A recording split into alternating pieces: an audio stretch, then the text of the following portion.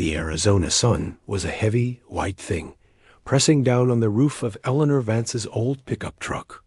Inside, the air was hot and still, smelling of dust and the old leather seats. She drove down the long, empty road back to her ranch, but her hands were tight on the wheel, and her eyes kept flicking to the rearview mirror. In the back seat, sitting perfectly straight and still, was the man she had just bought for $1. Her heart was beating a wild, frightened rhythm against her ribs. Asterisk, what have I done? The thought screamed in her head over and over. Just that morning, she had been a ghost in her own home, moving through rooms that felt too big and too quiet since her husband passed. 2 years of silence had worn her down. She saw the strange little advertisement in the back of the local, trading post paper almost as a sign, a bizarre reason to leave the house. It said, Estate Liquidation and Oddities Auction. And at the very bottom, one line that made no sense. Asterisk laborer, Navajo, strong as is. Cash only. Asterisk. She went out of a curiosity so deep it felt like an ache. The auction was held in a gravel lot behind a falling-down barn. People milled around. Old tables and broken tools. And then they brought him out. A tall man, muscles corded in his arms, led up onto a wooden platform. A rough burlap sack was over his head, tied around his neck with a piece of twine. His hands were bound in front of him with a simple rope. The auctioneer, a man with a sweaty, red face, just slapped him on the back and said, What am I bid? Strong back, good for hard work. Who'll start me at 50? A sick feeling had pooled in Eleanor's stomach. The crowd shuffled their feet. No one said a word. Some looked away, uncomfortable. Others just stared, their faces blank. The auctioneer dropped the price. 20? 10? Folks, come on, he's worth more than the lumber in that lot over there. Silence. The man on the platform didn't move. He just stood there, a statue of shame in the baking heat. $5? Someone take him off my hands. Eleanor's mouth felt dry as sand. This wasn't about buying a person. She knew that was impossible. It was wrong. But in that moment, she didn't see a laborer. She saw a human being being treated worse than an old plow. She saw a humiliation so complete it made her own loneliness feel small. A wave of something fierce, something that had been asleep inside her for years, rose up. It wasn't a loud feeling. It was a quiet, desperate one. Before she could think, her hand was in the air. Her voice, thin and unused, cracked the heavy air. $1. The auctioneer blinked, then shrugged. Sold. For $1 to the lady in the blue shirt. Cash on the barrelhead, ma'am. She had fumbled the crumpled bill from her purse, her face burning as she walked forward. She couldn't look at the man as the auctioneer cut the rope binding his wrists and put the end of a new, looser lead rope in her hand. She whispered, Come with me, please, and led him, the sack still on his head, through the staring crowd to her truck. Now, driving, the reality was crashing down. The deed of sale, a ridiculous piece of paper, was on the seat beside her. It felt dirty. She was shaking. You can take that off now, she said, her eyes finding his in the mirror. Please, take it off. For a long moment, nothing happened. Then slowly, he raised his hands. They were strong, broad hands, with scars and calluses. He found the knot at his neck and worked it loose, then carefully pulled the burlap sack away. Eleanor risked a quick glance back. The man was looking out the window at the blurring desert. His profile was sharp and strong, his hair black and tied back. He didn't look angry. He looked tired. A deep, worn-out kind of tired that went all the way to the bone. I'm sorry. She blurted out, the words tumbling over each other. I am so sorry. I didn't know what else to do. I saw what they were doing, and He turned then, and his eyes met hers in the mirror. They were dark and calm, but there was a storm in their depths. He didn't say anything. "My name is Eleanor," she said. "Eleanor Vance. I have a ranch about 10 more minutes down this road. It's just me there. You are not my prisoner. Do you understand? I will take you anywhere you want to go. Home, to the police station in town. Anywhere. Just say the word." He was silent for so long, she thought he might never speak. He just watched the mesquite trees fly past. Finally, he spoke. His voice was low and quiet, like stones shifting in a deep creek. "Why did you bid?" The question surprised her. She thought about the shame on the platform, the crowd's indifference. "Because it wasn't right," she said simply. "No, one should be made to stand like that." He gave a slow, almost imperceptible nod. He looked down at his hands, then back out at the land. "My name is Thomas Bishenti. My home is in Shiprock. That is a long way from here. I'll drive you," she said immediately, her heart aching at the thought of the long, awful drive back. "Or I can buy you a bus ticket, whatever you need." "The man who put me there," Thomas said, his voice still steady and low. "His name is Harlan. I worked for him, building fences. He promised good pay. When the work was done, he said my work was no good. He refused to pay me anything. I argued. He and his sons, they thought it was a funny joke to teach me a lesson. 2.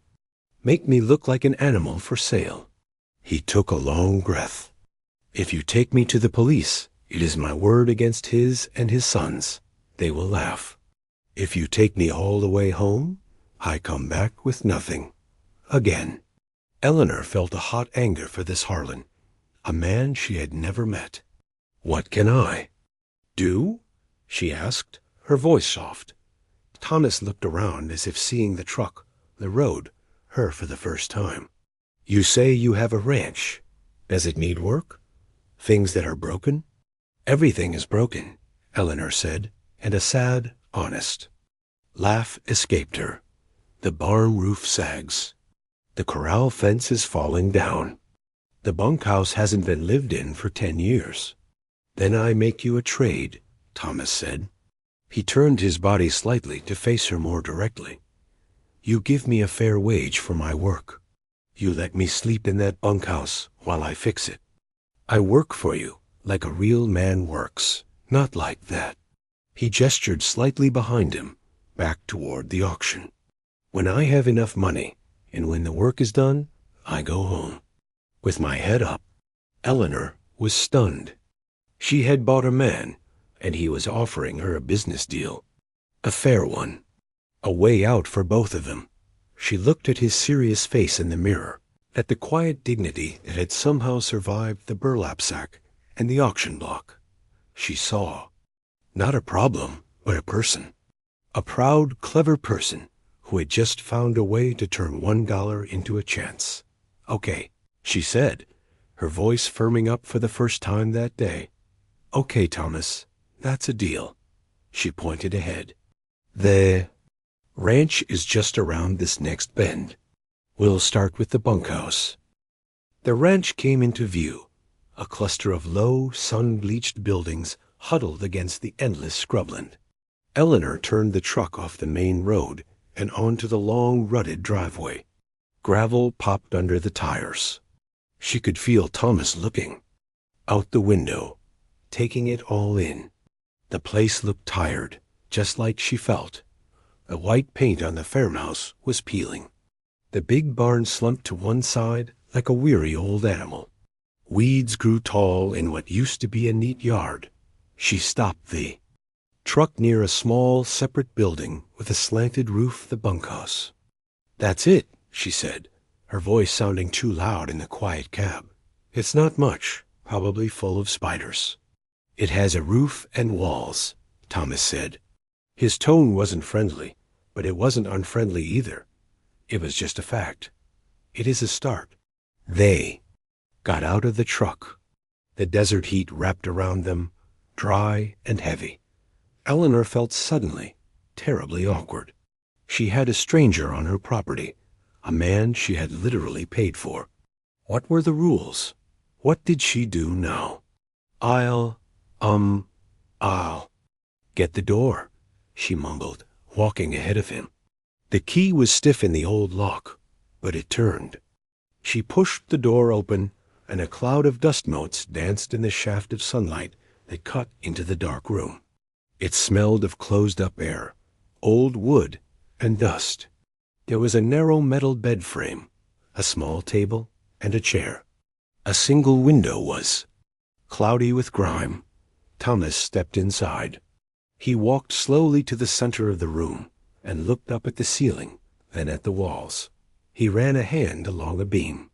"The structure is sound," he said. "The roof will leak here, at this corner. The window needs new putty. The floor needs sweeping." He said it all calmly, like a doctor listing what needed to be fixed. "I'll get you some sheets and things," Eleanor said, already backing toward the door, grateful for a task. "And some food. You must be hungry. I'll be in the main house." She hurried away, her heart thumping.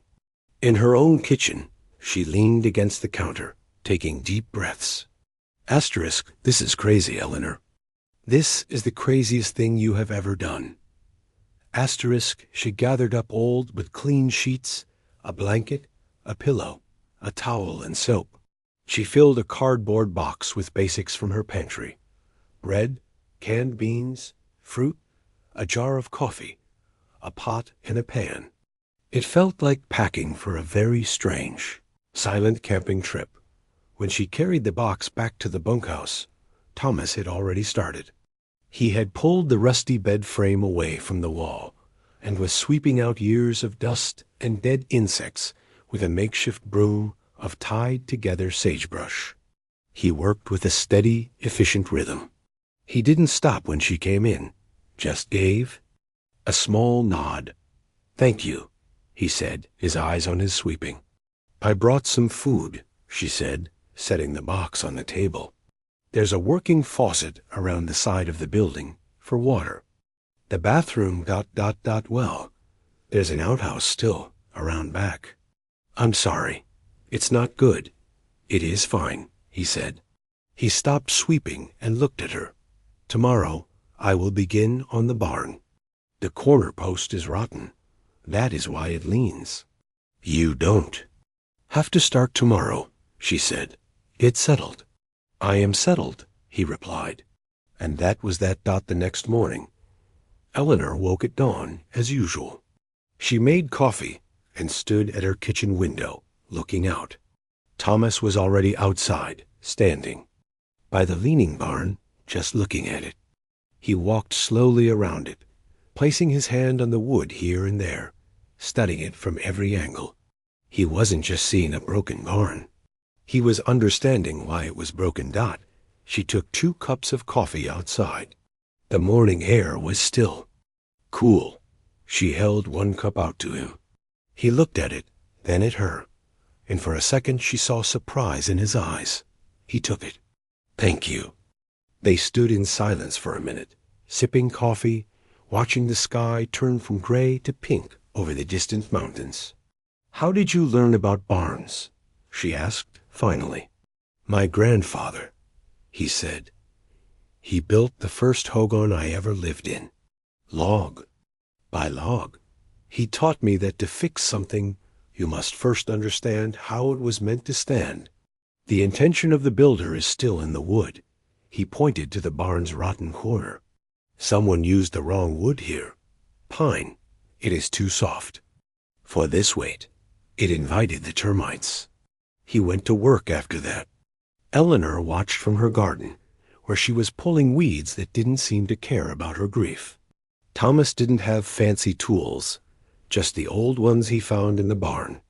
But he used them with a kind of respect. Every movement had a purpose. There was no rushing, no wasted effort. He dug out the rotten post, the muscles in his back and arms tightening with the work. He was strong, but it was a useful strength.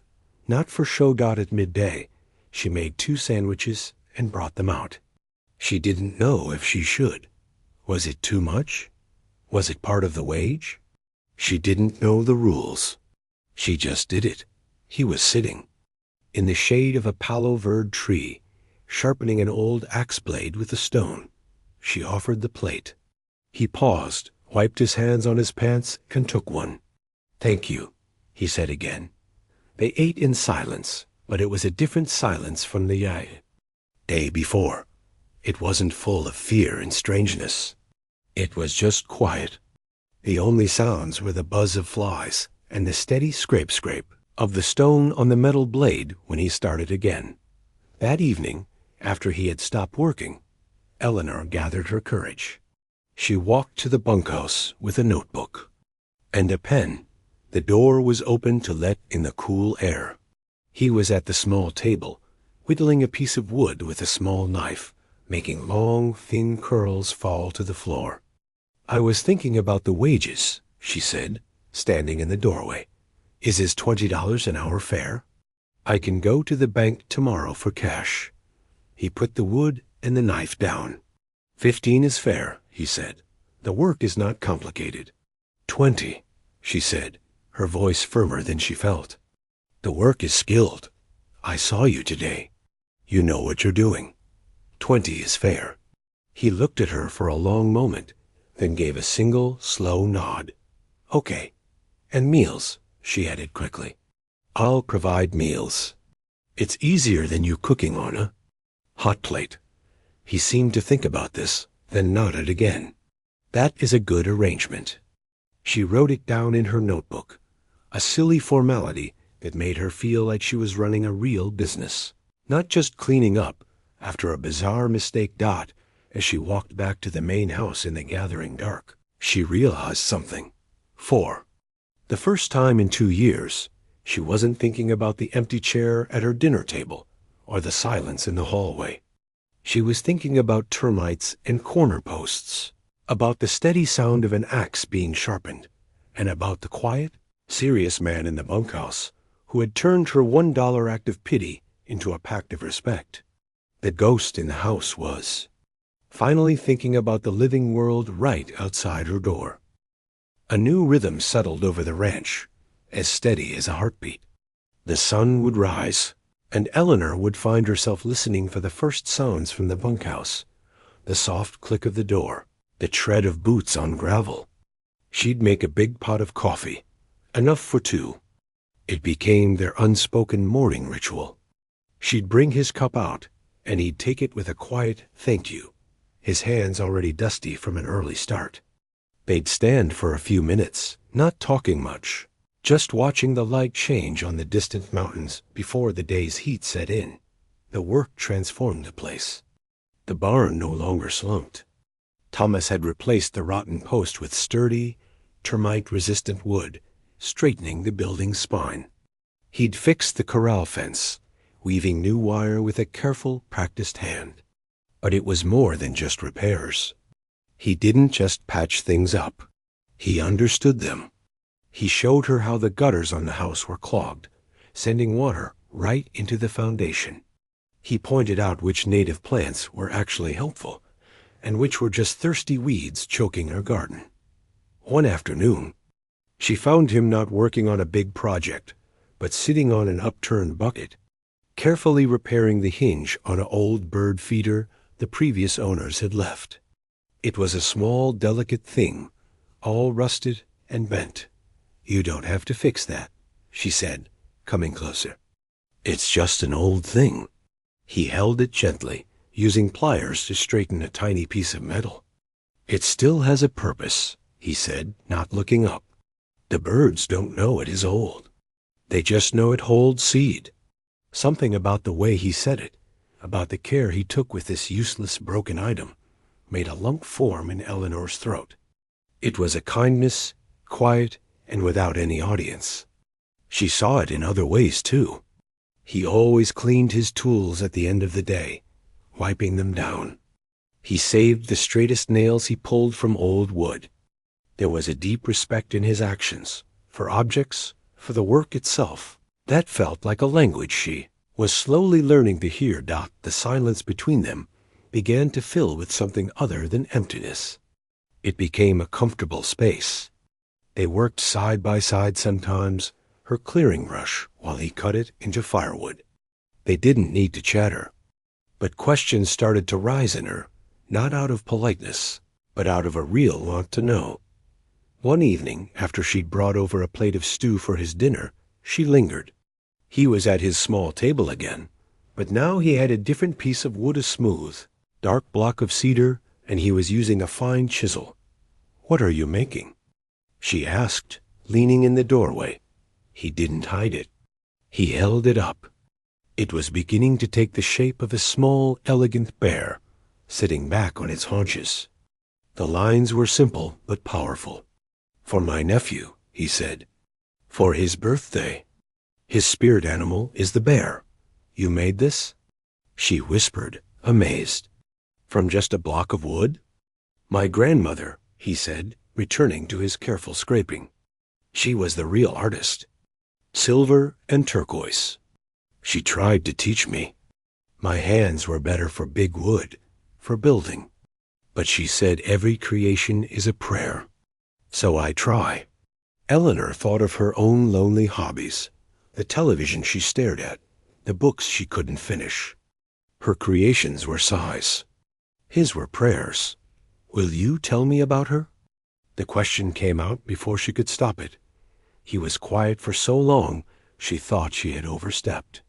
Then he began to speak, his voice low and his eyes on the wooden bear. He told her about his grandmother's hogan, how it always smelled of cedar smoke and coffee. He described her hands, how they could weave the most complicated silver designs while telling stories about the holy people. He talked about Shiprock, the great stone pinnacle that was their sacred mountain, how it looked at sunset like it was on fire from within. He didn't give a speech. He just shared pieces, like handing her small, precious stones. Eleanor listened, her own memories stirring. She found herself telling him about her husband, not about the sad end in the hospital, but about the beginning. How he'd been shy, bringing her wildflowers he picked along the roadside. How he'd wanted to build this ranch into something special, but his health had faded faster than his dreams. "He loved this land," she said, her voice thick. "But I think I've just been waiting on it since he left. Not living with it." Thomas put his chisel down. He looked at her, his dark eyes thoughtful. "The land knows the difference," he said simply. "It feels like a burden to you. It should feel like a relative." The idea shocked her. The land, a relative? She had always seen it as a responsibility, a fading promise, a pile of chores. Not a family member. The next day was Sunday. Thomas didn't work on Sundays. He had told her that the first week, a statement, not a request. She saw him walk out toward the edge of the property where the desert opened up wide and empty. He just stood there, still and quiet, for a long time, facing the distant shape of the mountains to the north, watching him from her kitchen window. Eleanor felt a pang of loneliness again, but it was different. It wasn't the hollow ache for what was gone. It was a feeling of being on the outside of something peaceful and important. She wasn't jealous. She was curious. That afternoon she worked in her garden, but her heart wasn't in it. She was thinking about prayers and relatives and wooden bears. She was thinking about the man who had come with a sack on his head, who was filling this broken place with slow, steady acts of fixing, and in doing so, was somehow fixing something broken inside of her. She realized she wasn't bringing him coffee and food because it was part of a business deal anymore. She was doing it because she wanted to see his face, to hear his quiet thank you, to share a moment of morning peace before the day began. The money in the envelope she gave him each Friday felt less important than the nod of satisfaction. He gave when she admired a straight fence line or a solidly hung door. The line between employer and employee, between rescuer and rescued, had blurred like a mirage in the desert heat. It had vanished without her even noticing. What was left was two people, sitting in the quiet of a healing place, sharing pieces of their past, learning the shape of each other's silence. The auction, the $1, the sacket, all felt like a story from another life, a strange and painful dream that had delivered them both to this quiet, sun-baked moment of understanding. The change between them was a quiet thing. It wasn't a sudden moment, like in the movies. It was in the way Eleanor stopped just leaving his lunch plate by the bunkhouse door and started saying, "It's ready," inviting him to eat at her kitchen table. It was in the way Thomas began to notice when her old truck sounded rough and would say, "The engine is knocking.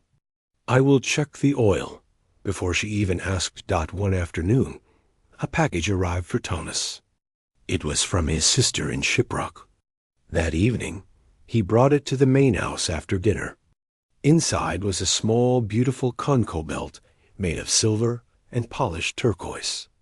"My grandmother's work," he said, holding it carefully. The silver gleamed in the lamplight. "My sister sent it. She thought I might need a piece of home." Eleanor reached out, then stopped, not wanting to touch something so precious without asking. He saw her hesitation and gently laid the belt in her hands. It was heavier than it looked, cool and solid. "It's the most beautiful thing I've ever held," she whispered, tracing the smooth stone with her finger. She was holding a piece of his history, his heart. It felt like a tremendous gift. Later that week, a different kind of memory surfaced. Eleanor was cleaning out a closet in the hallway, a task she'd avoided for years. She found her husband's old guitar, dusty and forgotten in its case. She brought it out onto the porch. She hadn't touched it since he died. Her fingers brushed the strings, and a soft, sad chord hummed in the quiet evening air. After the storm, the air itself felt different. It was clean and sharp, and the silence that settled over the ranch was a peaceful one, full of relief instead of loneliness. They worked together to clear the mess from the living room, moving with a new, unspoken understanding. When their hands brushed passing a broken piece of tile, neither pulled away. The look in his eyes when he handed her a cup of coffee the next morning held a softness that hadn't been there before. A quiet acknowledgement of the new ground they stood on. But the past has a way of circling back. A week later, a dusty sedan pulled into the driveway. Eleanor was watering the repaired garden when she saw it. A big man with a thick neck got out, followed by two younger men who looked like mean copies of him. It was Harlan. Her blood went cold. Thomas was up on the barn roof, finishing the last of the repairs. He saw them too and went very still. Harlan swaggered up, a nasty grin on his face. "Well, look what we have here. Heard my little investment ended up out this way." He eyed Eleanor up and down. "You the lady who thinks she owns a man?" Eleanor stood up straight, setting the watering can down. "This is private property.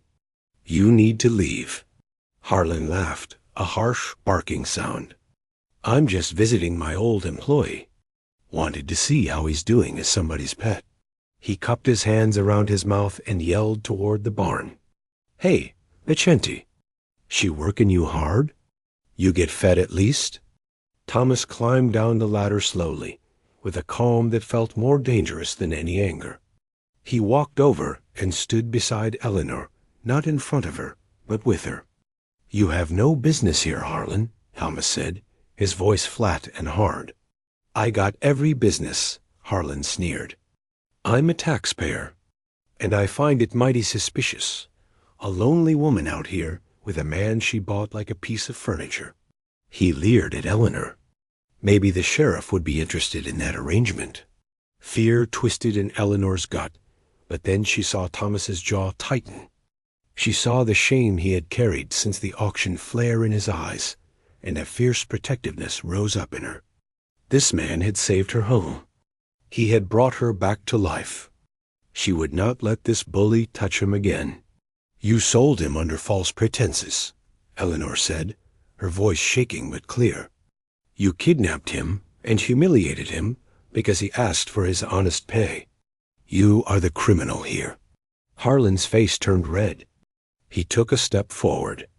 You got a big mouth for a little woman. Maybe you need to learn some manners. Thomas moved then, just a slight shift, placing himself more squarely between Harlan and Eleanor. It wasn't a threatening move, but it was solid as a rock. You will not speak to her, Thomas said, the quiet power in his voice making Harlan pause. You will get in your truck, and you will leave now. One of the sons took a step forward, cracking his knuckles. The air crackled with violence. Suddenly, another vehicle turned into the driveway, tires crunching on the gravel. It was a sheriff's department truck. The deputy who got out was the same one who sometimes patrolled the county roads.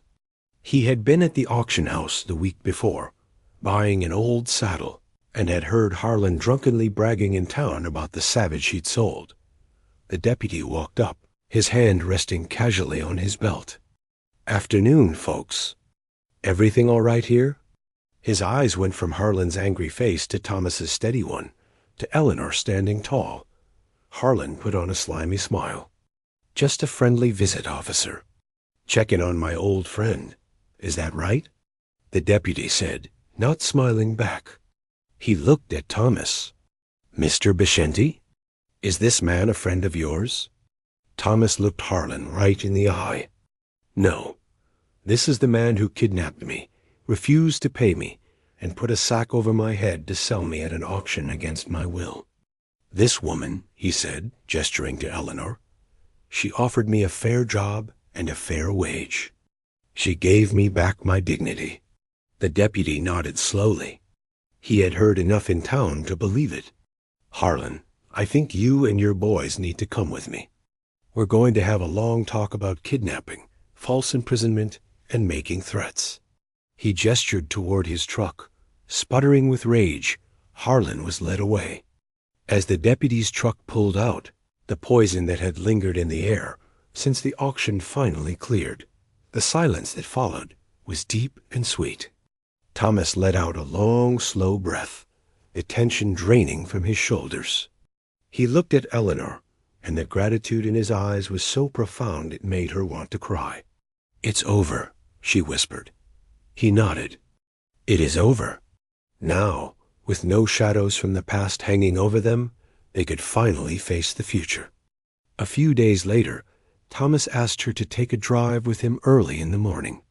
They drove for a long time into the heart of the Navajo Nation. He didn't say where they were going, and she didn't ask. She trusted him. They pulled off near a high red rock mesa. His family was there, his sister, her children, some aunts and uncles.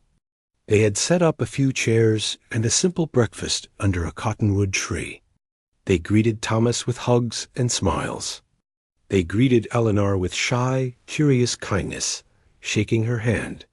They spoke to her in English, to each other in Dine, and the sound of it was like music. Thomas's sister took Eleanor's hand. Thank you, she said softly, for seeing my brother. Not the sack, the man. As the sun rose fully, turning the mesa to glowing gold, Thomas led Eleanor a little way apart. He faced the east, and she stood beside him. He didn't perform a ceremony. It was more private than that. It was a sharing. This is how I start my day at home, he said, his voice low. I give thanks for the new light, for the land that holds us, for the people who walk with me. He was silent for a moment, then he took her hand. Today, I give thanks for you. Tears streamed down Eleanor's face, but they were tears of a joy so complete it had no name. He was giving her his world, not taking her from her own. Weeks later, on the ranch, the final piece of their new beginning took shape. It wasn't in the main house, and it wasn't the bunkhouse. On a flat, sunny piece of land with a view of the mountains, a new foundation had been poured. Thomas had designed it, a simple, strong rectangle. They worked on it together, mixing mortar, laying the cinder blocks for a small, sturdy workshop, and home. It was for his silversmithing, a place for his art, but it was also for them.